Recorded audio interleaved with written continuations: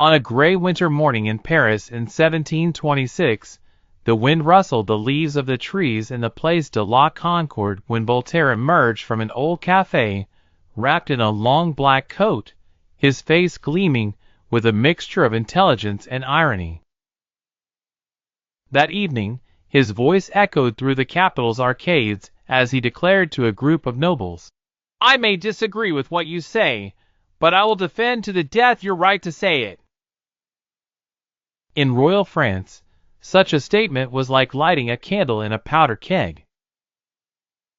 Voltaire, a product of an era constrained by the church and shackled by authority, saw freedom not as an intellectual luxury, but as an indispensable daily bread.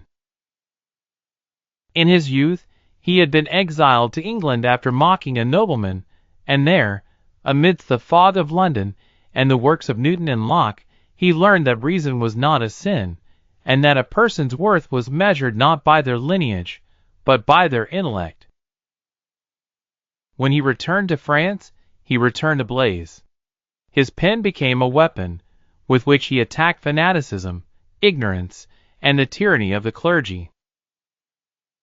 He wrote, "Free the mind, for God does not fear reason." Voltaire was not a hero with the sword, but with the pen. In his small village near Geneva, he lived among books and letters, writing to the world and awaiting the dawn's reply.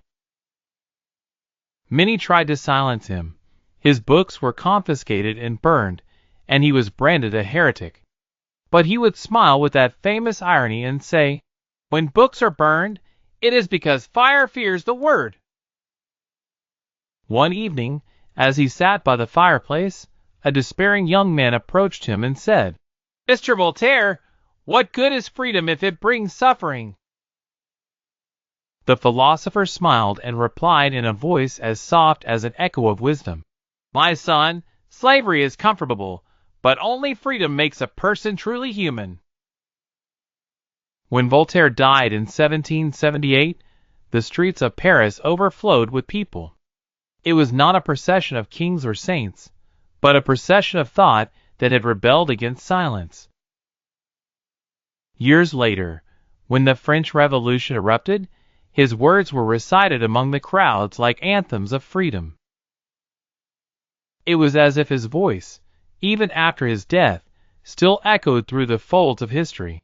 "You may imprison the body, but no one can put chains on the mind."